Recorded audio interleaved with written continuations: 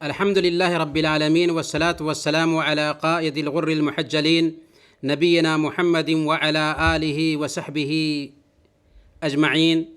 فأعوذ بالله السميع العليم من الشيطان الرجيم. بسم الله الرحمن الرحيم. أذن للذين يقاتلون بأنهم ظلموا وإن الله على نصرهم لقدير. پیارے بھائیوں اور دینی بہنوں، آج 26 جنوری ہے، جسے ہندوستان کی تاریخ میں یوم جمہوریہ یا ریپبلک ڈے کے نام سے جانا جاتا ہے۔ اس دن کی آخر کیا خصوصیت ہے؟ جی ہاں، جب ہمارا ملک آزاد ہوا تو ہمارے ملک کے قومی لیڈران نے طے کیا تھا کہ اپنے ملک کو جمہوری ملک بنائیں گے، جہاں ہر مذہب کے ماننے والے آزاد ہوں گے، ہر برادری کے لوگ امن اور سکون سے جئیں گے، جہاں رنگ اور نسل کا بھید بھاؤ نہیں ہوگا۔ چنانچہ آزادی کے بعد ہندوستان کے سرماؤں نے ایک کمیٹی بنائی، جس کے ہیڈ ڈاکٹر بھیم راؤ امبیڈکر بنائے گئے۔ چنانچہ ڈاکٹر امبیڈکر نے تقریباً 3 سال کی مدت میں بھارت کو ایک قانون دیا، ایک سنویدھان دیا، جسے 26 جنوری 1950 میں لاگو کیا گیا۔ بھارت کا یہ جمہوری نظام پوری دنیا میں شہرت رکھتا ہے، اور واقعی دنیا نے بھارت کے اس سنویدھان اور جمہوری نظام کو تسلیم کیا تھا، جس میں سب برادری اور مذہب کے ماننے والوں کو پورا حق دیا گیا ہے۔ لیکن یہ بھی ایک تلخ حقیقت ہے کہ چند سالوں سے بھارت کے سنویدھان میں تبدیلی کی مانگ زور پکڑنے لگی ہے۔ اگر بھارت کا سنویدھان بدلا تو حالات بے حد خراب ہوں گے۔ بھارت ہمارا دیش ہے، اور ہم اس دیش کے اصلی شہری اور اس کا اٹوٹ حصہ ہیں۔ بھارت کی خوبصورتی ہے انیکتا میں ایکتا، اور اس خوبصورتی پر ڈاکہ ڈالنے کی کوشش ہو رہی ہے، تو اس کے بارے میں سوچنا بہت ضروری ہے۔ لیکن ہمارے ملک میں سنجیدہ ذہن رکھنے والے غیر مسلم بھائیوں کی ایک بڑی تعداد پائی جاتی ہے۔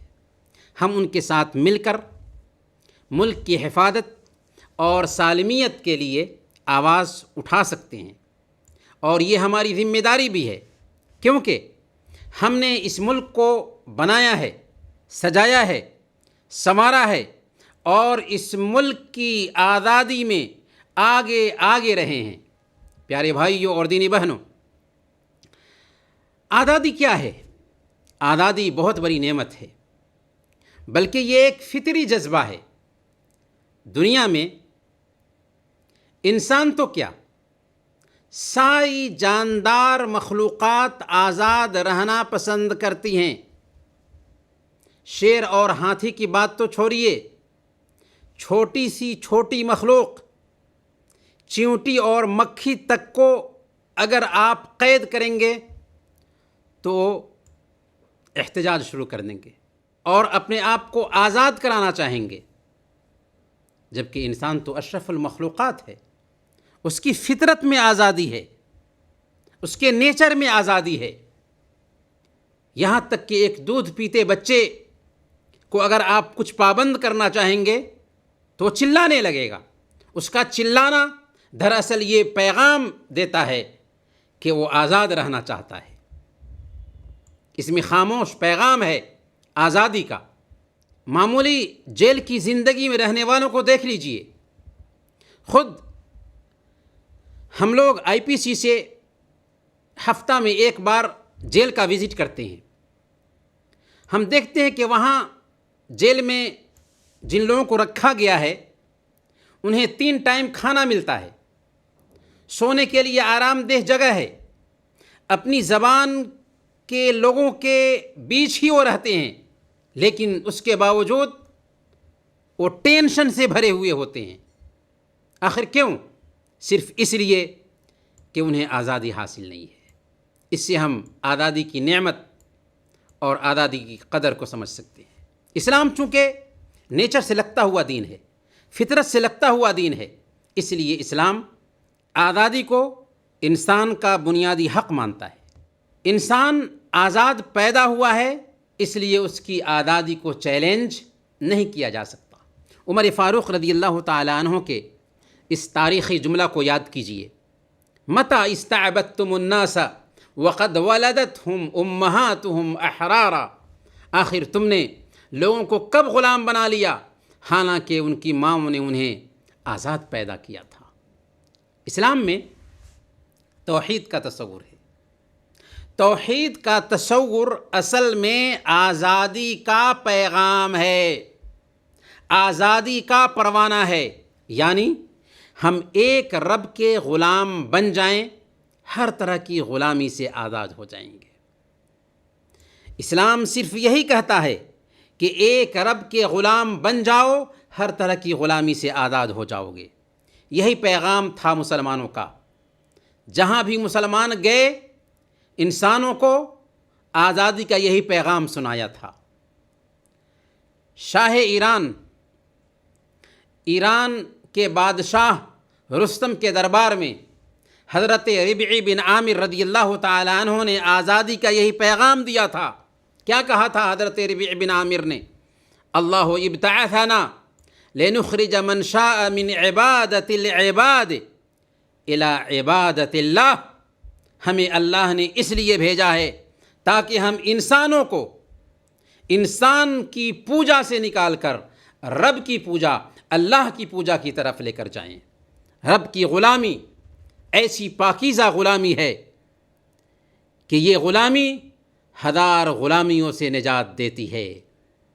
وہ ایک سجدہ جسے تو گراں سمجھتا ہے، وہ ایک سجدہ جسے تو گراں سمجھتا ہے، 1000 سجدوں سے دیتا ہے آدمی کو نجات۔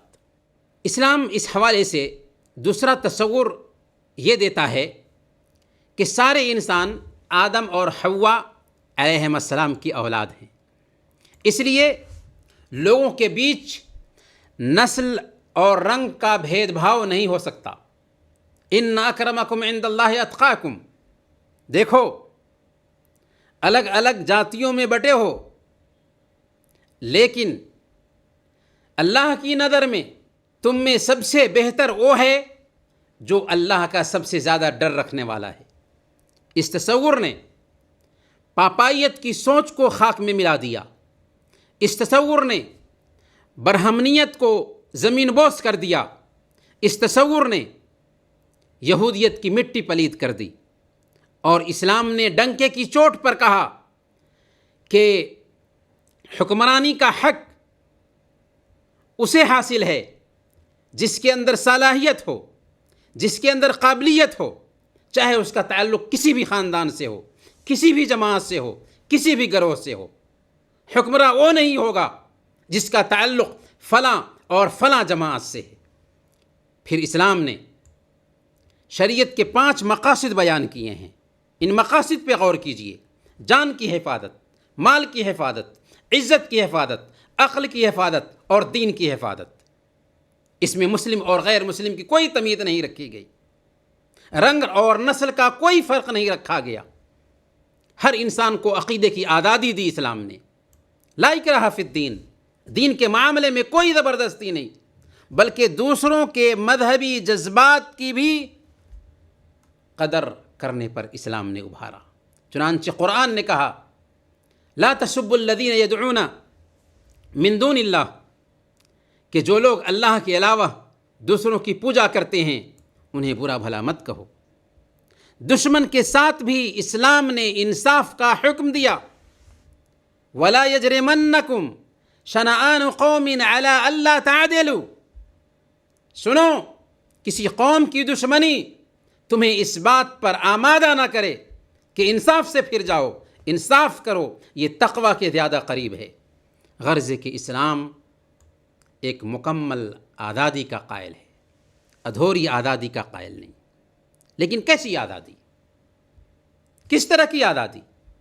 ویسی آزادی نہیں جس کی طرف آج مغربی تہذیب بلا رہی ہے، ویسٹرن کلچر بلا رہا ہے، بلکہ اسلام کی آزادی اور مغربی تہذیب کی آزادی میں آسمان اور زمین کا فرق ہے۔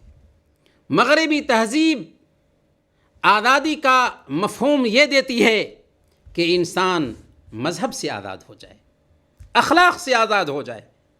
چنانچہ انسان نے آزادی کے نام پر نفس کی غلامی قبول کر لی، اور نفس کی غلامی یہاں تک پہنچی کہ انسان جانوروں کی سطح سے بھی نیچے پہنچ گیا۔ اس لیے آزادی کے نام پر آج انسانی سماج میں جو بے راہ روی پائی جاتی ہے، اسلام اس کا سرے سے کنڈم کرتا ہے۔ اسلام بے مہار آزادی کا قائل نہیں۔ آزادی رب کی غلامی کے ساتھ اصل آزادی ہوتی ہے۔ اب آئیے ذرا ہم ایک نظر ڈالتے ہیں بھارت میں مسلمانوں نے بھارت کی آزادی کے لیے کیا رول پلے کیا۔ بھارت کی آزادی میں مسلمانوں کے کردار پر ایک نظر ڈالتے ہیں۔ ہمارا ملک بھارت تقریباً 2.5 صدیوں تک انگریزوں کے قبضے میں رہا۔ تن کے گوروں اور من کے کالوں نے اس ملک پر حملہ کیا تجارت کے بہانے، اور اس ملک کے سیاہ اور سفید کے مالک بن بیٹھے۔ پھر 15 اگست 1947 کو ہمارا ملک انگریزوں کے قبضے سے آزاد ہوا۔ لیکن کیا آپ کو معلوم ہے کہ ہمارا ملک آزاد کس طرح ہوا؟ یہاں کے باشندوں کے پیروں میں پری ہوئی غلامی کی زنجیریں کیسے کٹیں؟ بڑے افسوس کے ساتھ ہمیں کہنا پڑتا ہے کہ آج جب ہم آزادی کی تاریخ بیان کرتے ہیں تو اچھے لوگ بیان کرتے ہوئے یہ کہہ گزرتے ہیں کہ برادران وطن کے شانہ بشانہ ہم نے آزادی کی لڑائی لڑی ہے۔ یہ اصل میں مرعوبیت کا نتیجہ ہے۔ جی ہاں، مرعوبیت کا نتیجہ ہے۔ میرے بھائی، ہم نے آزادی کی تحریک خود شروع کی تھی۔ مسلمان ہی آزادی کے اولی قائدین تھے۔ ہم شانہ بشانہ چل کر کے آزادی کی جنگ نہیں لڑے ہیں، بلکہ ہم نے تو آزادی کی جنگ شروع کی ہے۔ ظاہر ہے ملک ہم سے چھینا گیا تھا۔ آپ کو پتہ ہے کہ ہم ہندوستان پر حکومت کر رہے تھے۔ نئی نسل کو بتانے کی ضرورت ہے کہ حکومت ہمارے ہاتھ میں تھی، انگریزوں نے ہم سے حکومت چھینی تھی، اس لیے ہمیں اس کا سب سے زیادہ درد تھا۔ 1857 کی جنگ آزادی سے پہلے تک، یہ بات نوٹ کیجئے، 1857 کی جنگ آزادی سے پہلے تک صرف مسلمان ہی آزادی کی لڑائی لڑ رہے تھے۔ انگریز بھارت میں کیسے آئے؟ انگریز بھارت میں کاروبار کرنے کے نام پر آئے تھے۔ ایسٹ انڈیا کمپنی کی بنیاد رکھی تھی، جس کے ذریعہ انگریزوں نے اپنا حلقہ وسیع کرنا شروع کر دیا۔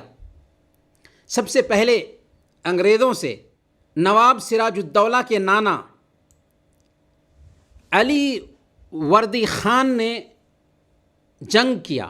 یہ یعنی علی وردی خان بنگال کے نواب تھے۔ اس کے بعد خود سراج الدولہ اس جنگ کی کمان سنبھالتے ہیں، لیکن ان کو شکست کا منہ دیکھنا پڑا اور 1757 میں قتل کر دیے گئے۔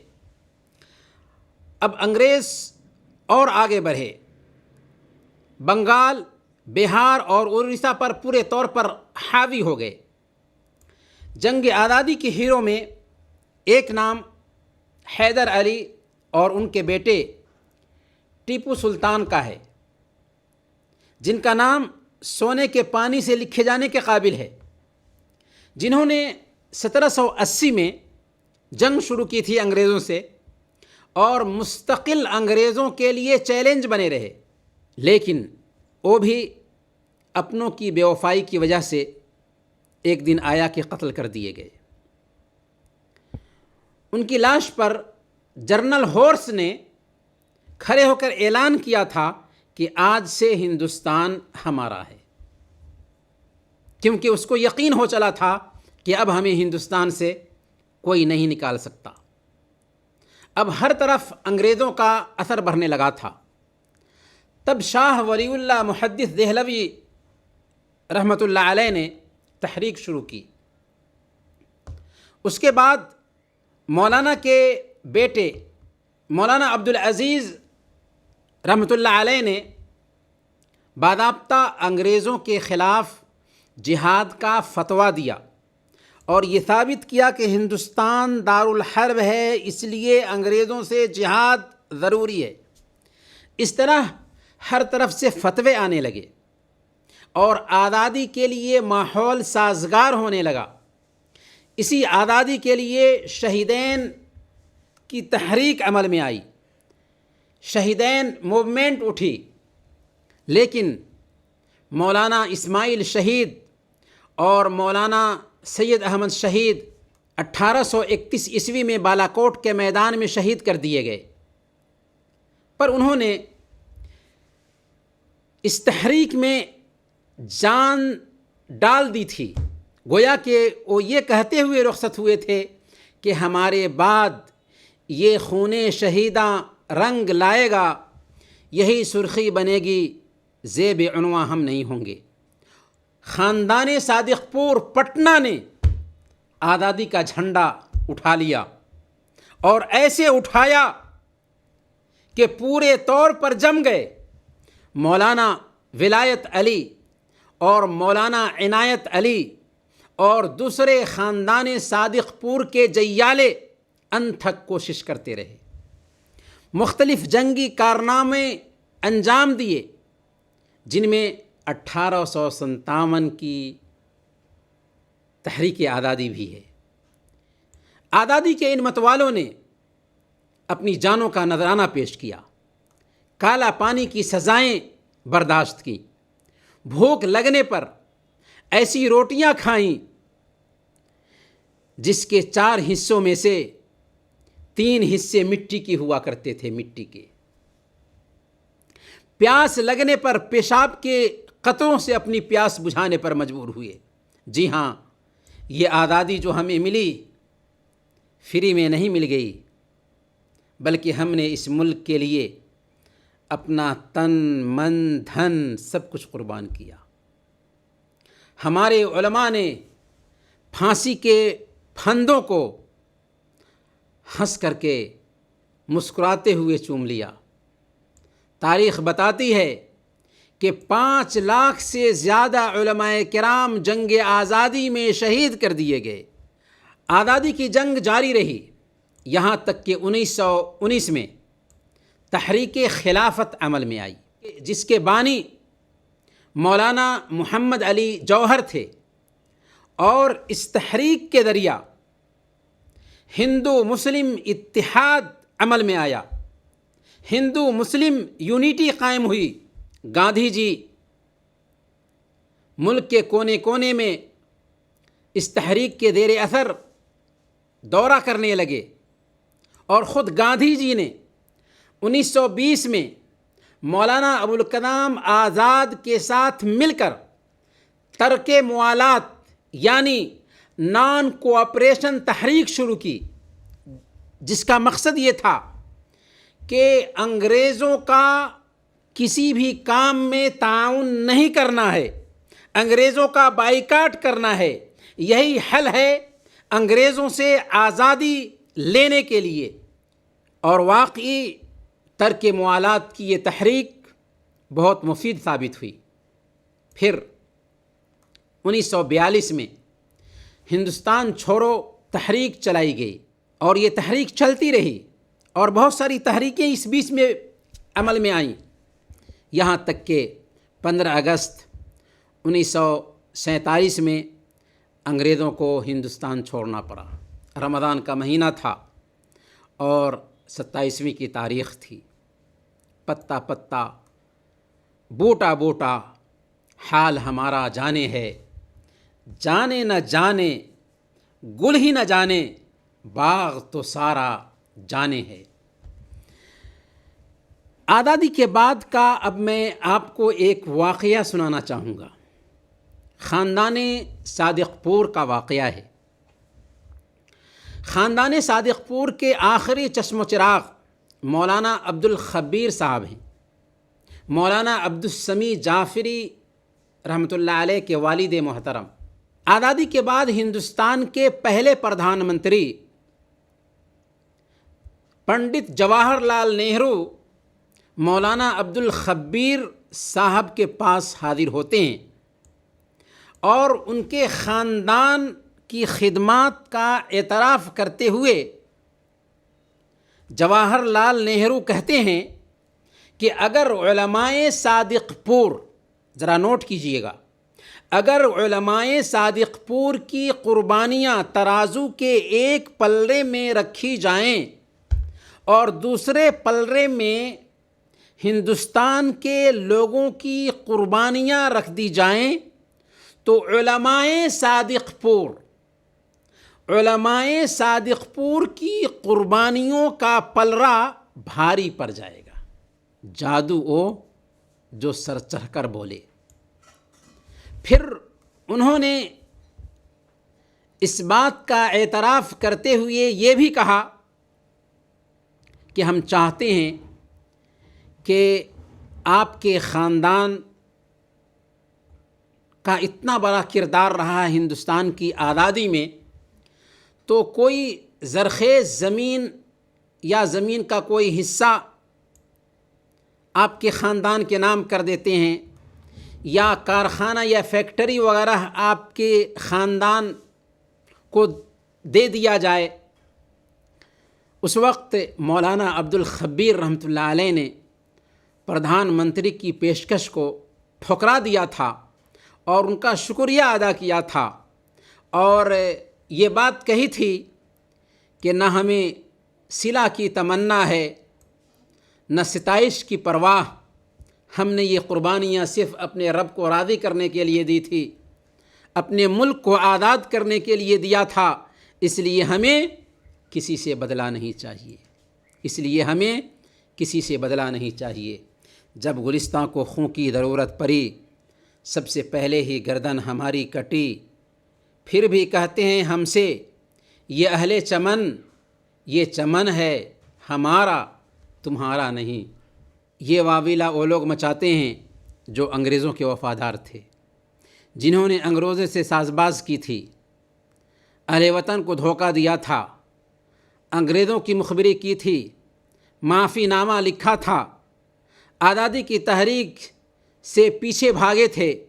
آج وہی خود کو آزادی کا ہیرو باور کرانے میں لگے ہوئے ہیں اور دھڑلے سے کہتے ہیں کہ مسلمان غدار ہیں، حالانکہ جواب میں ہم نے بار بار کہا ہے کہ مسلمان ملک کے وفادار تھے، وفادار ہیں اور انشاءاللہ وفادار رہیں گے۔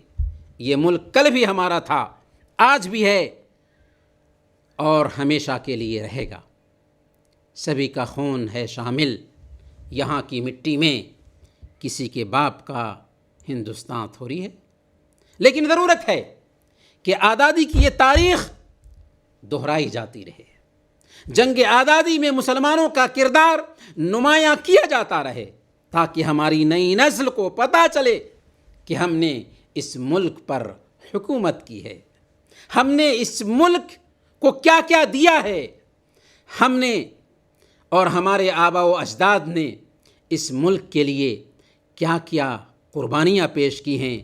فارسی کا ایک خوبصورت شعر ہے، گاہے گاہے باز خاں این قصے پارینہ را، تازہ خواہی داشتن گرداغ ہائے سینہ را۔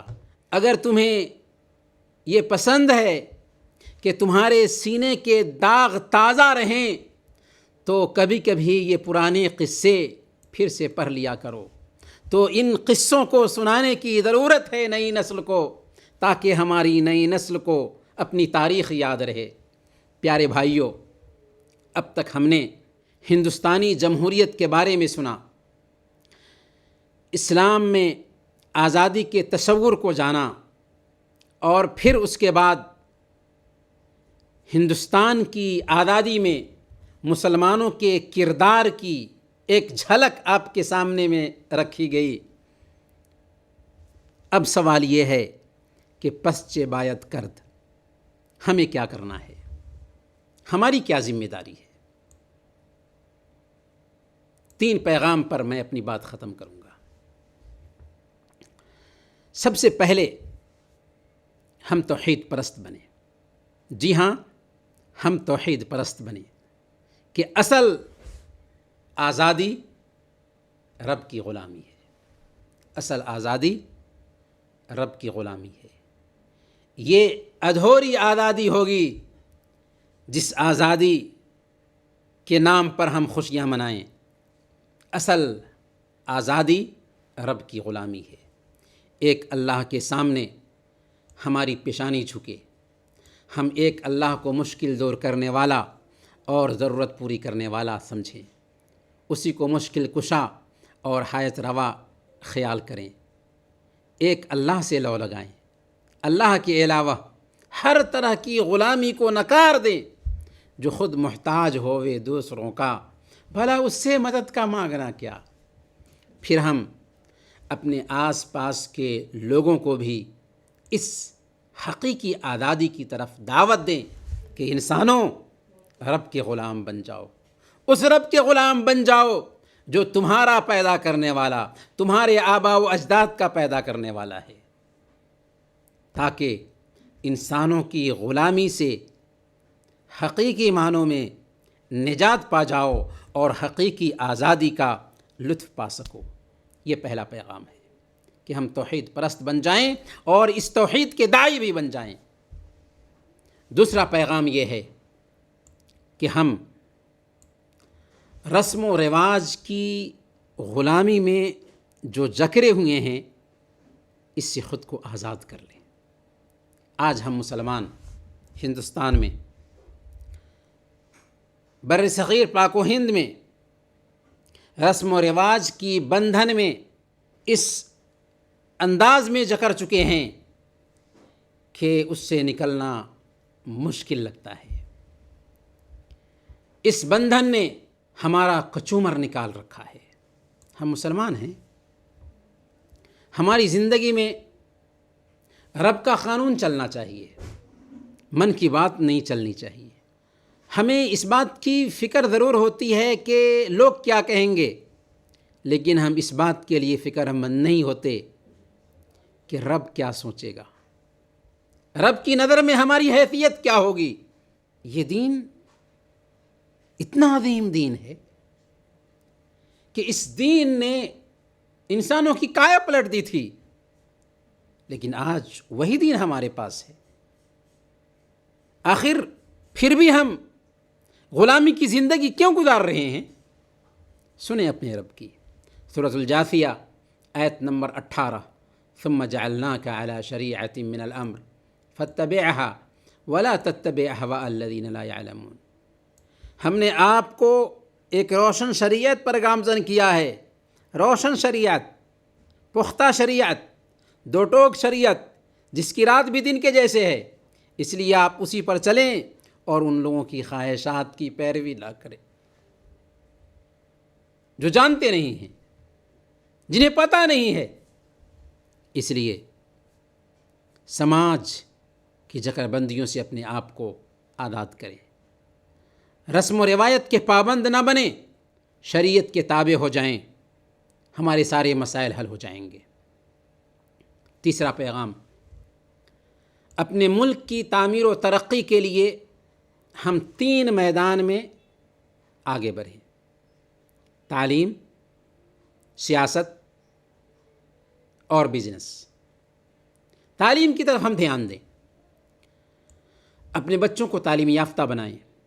بیجا کاموں میں ہم پانی کے جیسے پیسے بہاتے ہیں، ان میں پیسے بہانے کی بجائے اپنے بچوں کی تعلیم پر خرچ کریں. ہمارے ملک کو تعلیم یافتہ نوجوانوں کی ضرورت ہے، جن کے اندر اللہ کا ڈر ہو، شریعت کا پاس و لحاظ ہو، خود میں سیاسی شعور بھی پیدا کریں، سیاست سے دلچسپی لیں اور کاروبار اور بزنس کا ذہن بنائیں. اقتصادی ناحیہ سے خود کو مضبوط کریں. اللہ تعالی ہمیں اپنے سلف صالحین کے نقش قدم پر چلنے کی توفیق عطا فرمائے، اپنے ملک کا وفادار بنائیں اور ہمارے ملک کی حفاظت فرمائیں. آمین. وصلی اللہ علی نبینا محمد وعلی آلہ وصحبہ اجمعین.